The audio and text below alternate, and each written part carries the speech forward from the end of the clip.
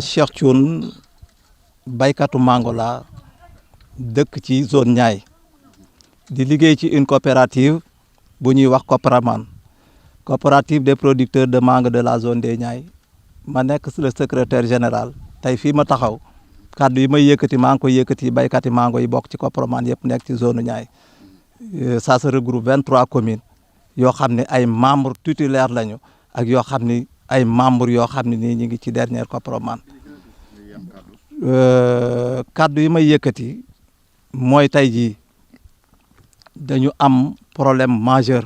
may wax ni campagne bii ñu am ren depuis 2011 amuñu campagne bu mel nii parce que bi campagne bi commencé ba léegi zone bi gisuñu benn produit benn exportateur te tey bu ñuy xool ku fi dugg ci àll bi di nga fi gis mango bu nekk en quantité et en qualité di nga fi gis aussi mango boo xam ni amul benn yàqu-yàqu te fii ñu toll nii mois d'août am na lu ñu sonalan muy suñu ennemi principal ñu koy wax weñ bi yàq mango ñu bari nag di ci indi confusion léeg-léeg ma dégg ñu naan mouche blanche mais weñ boobu du mouche blanche benn weñ boo xam ne nii gan la ci Sénégal dugg fi lu mat ci fukki at ak ñeent muy weñ boo xam ne nii ñu bari tam dañuy jaawale lu tax muy bënn mango bi bënn boobu moom intention bi mu jël jógul pour yàq mango bi dafa jóg pour nen fa mi ngi mel ni nit buy waaj a am doom dañ koy jëlal ay précaution moom nag mango la ko yàlla nattoo ci mu gën ko bëgg di fi jur ay doomam précision boobu ma koy def rek di wax ni am na projet boo xam ne nii dafay dugg si Sénégal yàlla def bi mu ñëwee mu am contact avec la coopérative des producteurs de mangue de la zone des Niayes mu indi benn produit bi nii nañ ko xool nañ ko testé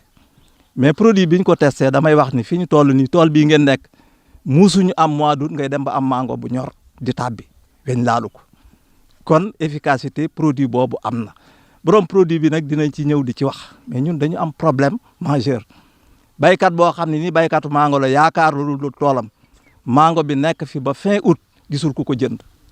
déjà loolu problème la mais toujours projet boobu yàlla dafa wax ni ba léegi dafa ñaan yàlla continuer campagne am tax mu am fitu yëkkati campagne am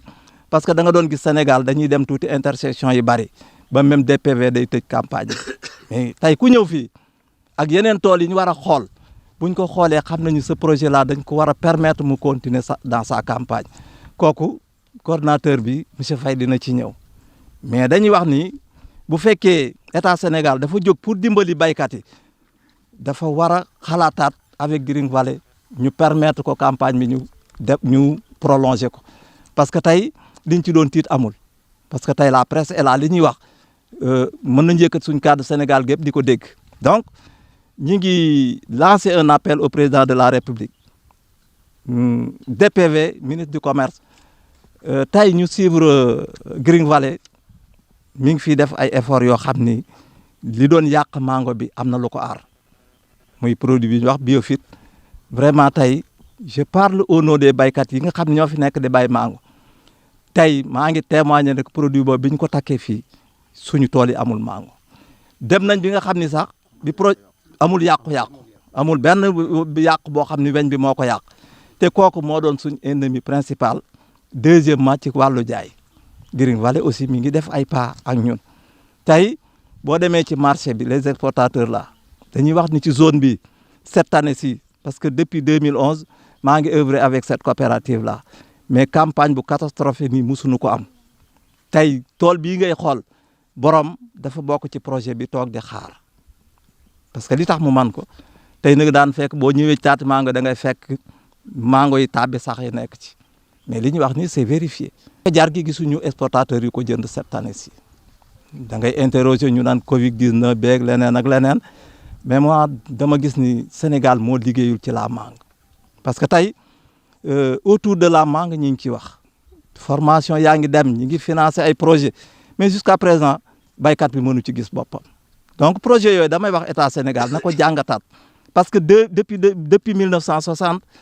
ay projet mi ngi ñëw mais toujours ñu ni baykat bi moo war a subir moo war a gis intérêt bi mais du gis dara moi je me dis que gars yi dañuy tourner autour de l'état li ñuy def ay nax la dafa jot sëkk nag baykat yi jógal seen bopp taxawu moo waral lii parce que tey damay wax ni même Green Valley mi nga xam ne mi ngi liggéey ak les producteurs là tey je me dis que tey neexul baykat yu bari neexul exportateur yu bari parce que tey ren lañ mus a gis un exportateur mu ñëw sur le terrain dans notre zone du ñu indil problème bi ci li nga laaj parce que ñun fi ñu nekk nii dafa sori centre de conditionnement yi ku mën a am mango noto doo dox ba Pire ba Mewane ba Chérif Lo ba Taïba Ndiaye ñëw di jënd tu évites le transport te prix bi benn la donc loolu ci question bi nga laaj ñàkk a njarte ci loolu la ren ji itam exportateurs yi moi je me dis que franchement li ma gis amuñu xaalis parce que am na ñu fi jot a dugg sax dañ doon leb te leb boobu ñun dañ koy bañ parce que dañ ci yàgg nax tey ay baykat yoo xam ne ñu ngi zone ñaay ay millions ñu ngi ci loxoy exportateurs yi ba léegi fayuñu leen ça nag avec notre organisation dañuy bañ loolu parce que bi ñuy taxawal cette coopérative là c'était pour ñu fédérer le maximum de producteurs loolu moo doon objectif yi beneen bi dañ doon xool nu ñu booster notre production la yokk ko en qualité en quantité beneen bi tam dañu jógoon aussi pour jàngal baykat yi les bonnes pratiques ni ñuy bayee mango ba nga xam ne nii di nga am mango boo xam ne day mën a compétir au niveau international et national loolu aussi am nañ yàlla mi ngi ciy dimbali objectif yooyu problème bi ñu dese majeur moo doon weñ bi avec Green Valley saafara am na ci léegi ci wàllu njaay moo ñu dese on demande nag képp koo xam ne nii vraiment dafa bëgg a jàppale baykat concernant l'État le président de la République son ministre de commerce et la DPV vraiment coow li bari na mais je me dis que liggéey bi ñuy liggéey agsiwul ci baykat yi parce que tey li ma gëm te gëm ko mooy Green Valley courage bi mu am taal otom bi dugg dem di fekk baykat yi vraiment je pense que loolu c'est quelque chose nekkuñu fi nag di chanter ay louanges ci kenn li ñuy wax moom lañ gëm mooy dëgg loolu lañ gis parce que ANCAR aussi jàppale nañ ci mango bi mais produit bu mel ni mosu fi am parce que produit yi ñu doon jox malgré daana ray weñ bi bu góor bi la doon ray mais tey nga ñëw weñ bi nga xam ne mooy yàq nga éradiquer vraiment je pense que loolu jàpp nañ ci di ci sant Green Valley et puis on demande à la DPV vraiment ñu dimbali ñu un prolongement de la campagne coopérative bi xam nga dafa taxaw amagul doole ñi ñuy def nii mooy fu ñu gis un exportateur ñu dem jëli ko mu ñëw ñu ngi ciy jaay depuis année yu bari ñu ngi doon jaay parce que man exportateur ba dañ doon ñëw ci man mais ren vraiment moi je me dis que xaalis moo amul am exportateur yi joo jëndul ren zone ñaay fi may wax ni de noto la fa doon jóge ci quantité di dem exportation ren genn wàll gi demul et puis bu may ñu war a mën a am parce que par commune en général sondage boobu loolu ñu ko doon def parce que actuellement fii ñuy waxee ci commune wu Pire fi lañ nekk nii tey quantité mango bi fi doon jógee parfois dañ doon dem ba 20 000 tonnes parce que 20 000 tonnes yooyu du dem à l'exportation parce que tey bu may xool mango bii dem exportation je pense que par rapport produit matul un tiers donc kooku arrangé wul baykat yi on demande aussi toujours ñi ngi wax que état Sénégal war nañ mën a trouver d'autres moyens yoo xam ne war nañ ci mën a yóbbu suñ mango bi mais pourquoi pas la transformation pourquoi les centres les chambres froides là buñ ko doon def suñ produit buñ ko daggee tey dugal ko foofu à moment bañ dem mango bi manqué ñu mën ko jaay mais loolu amul et puis état bi mi ngi générer ay millions ci mango ay milliards ci mango mais toujours baykat yi gisuñ ci dara je me dis que lu ci bari dans des formations ay investissement ñëw organiser ay séminaires mais je pense que loolu saafarawul suñ jàngoro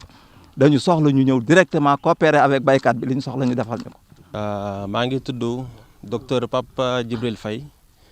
man entomologiste la agro-environnementaliste spécialiste en protection des cultures donc man ndaw DPV laa woon at yële ci ginnaaw ma nekkoon super utilisateur u CEDEAO maa doon gérer surveillance su mouche bi nga xamante ne mooy yàq mango bi. 4 dernières campagnes yëpp saa su campagne exportation bi daan tëj daanaka si suñuy résultat la daan génne mais ren dafa am ay partenaires yi nga xamante ne noo dugg Sénégal approché ma démarré fi benn projet d'exportation bu tudd Green Valley donc ñoom dañu ñëw indi benn technologie bi nga xamante ne dañ koy dugal ci toolu mango bi. ci toolu mango yi donc protocole bi mi ngi tudd Fruit Fly Certified Trade Zone donc objectif bi mooy aar plus de 99% de la production bi nga xamante ne baykat bi 40 ba 80% production bi nga xamante ne weñ bi moom la daan yàq mu mën ko jaay aussi bien à l'export que comment dire qu'au niveau local. Donc loolu la ñu démarré donc au Sénégal depuis 2004 la fi weñ bi nga xamante ne mi ngi tudd Bactrocera dorsalis moom mi ngi cosaanoo Inde xamuñu nag naka la def ba xam que ne mango bu dàq ci àdduna bi Sénégal la mais daal depuis 2004 mi ngi dëkk si sunu tool yi di yàq entre 40 ba 80%. léegi nag ren jii moom ak sunu projet bii nii nu sumb ak sunu partenaires israéliens yi waa Green Valley problème mu weñ bi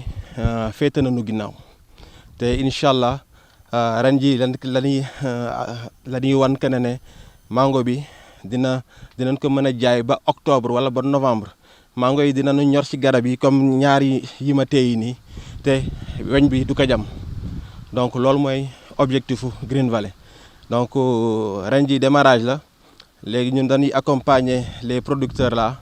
au fil des années ba jëlee seen rendement bi nga xamante ne actuellement c'est 5 tonnes à l'hectare fii ak 2030 nu yóbbu leen ba entre 15 ba wala 30 tonnes à l'hectare donc loolu mooy objectif Green Valley donc jëlee baykat yi ci bay bi nga xamante ne ci ndóol la ñuy dëkk yóbbu leen ci agro industrie bi nga xamante ne ñoom ku ci nekk ci ñoom dina yëg boppam bu baax ci bay bi ngay def ba nu bokk ci ñi nga xamante ne noo gën a tedd ci réew mi donc loolu mooy objectif Green Valley. bon actuellement dañu ciblé ay comment dire différents villages mënuñu liggéey ak ñëpp donc ren jii nii village yu ñu tànn yi comme fi nu nekk nii village yu Cissé moom si village pilote Green Valley la bokk léegi village bi nii résultat yi ñu ciy am mooy nekk vitrine projet Green Valley pour yeneen village yi nga xamante ne ñoom jotuñu ci projet bi te actuellement nii boo fa demee mango yu ñor yii nii boo fa demee 100% la ko weñ bi jam mu yàqu. loolu noonu am nañu ni ngi liggéey ci base de données bi par rapport ak le nombre exact de producteurs parce que au fur et à mesure ñuy gën a avancer nu jot am ay producteurs comme si gox bi nu nekk fii nii am ñi nga xamante ne jotoon nañu ci projet bi ba nu bokk mais am ñi nga xamante yëguñu ko woon ñoom tamit ni ngi bëgg bokk donc chiffre exact bi ñun dinañ ko xam à la fin de la campagne incha allah. Monsieur Soro Mamadou, je suis exportateur ivoirien et j'ai été retenu pour le projet Green Valley Sénégal. Je suis là pour pouvoir exporter la mangue protégée par Green Valley. Voilà. Arrivé dans ces plantations, après plusieurs tours avec le docteur, le coordinateur de Green Valley Sénégal, vraiment j'ai été impressionné par la qualité des fruits et jusqu'à maintenant, pendant toutes ces pluies-là, et la mangue est encore intacte. Et elle est toujours prête pour l'exportation. Ok. Et moi, j'ai des clients, il y a des clients actuellement qui sont prêts à prendre cette mangue-là actuellement, dès la semaine prochaine. Voilà. Et je compte par semaine autour de 50 tonnes en tout cas d'envoi, par avion et par bateau. Et cette mangue-là, en tout cas, elle est encore exportable, elle est encore de très bonne qualité. Et je pense que c'est une opportunité pour le Sénégal que nous, en Côte d'Ivoire, on n'a pas. Et cette année, on a fait beaucoup d'interceptions à cause de la mouche des fruits. Et nous sommes obligés d'interrompre notre campagne jusqu'à 45 jours. Sur 80 000 tonnes qui est prévu, mais on ne peut même pas prendre 100 000 tonnes. Pourquoi? À cause de la mouche des fruits. Et vu, en tout cas, tout ce que j'ai vu là, après toutes ces visites, vraiment, je suis impressionné et je suis vraiment partant. Je suis prêt, en tout cas, à leur permettre, en tout cas, de booster ce projet. Voilà. Elle est compétitive actuellement. Oui, elle est compétitive. On peut encore l'exporter encore jusqu'au mois prochain. Et moi, je suis prêt, en tout cas, à les aider, en tout cas, à évacuer toutes les productions actuellement.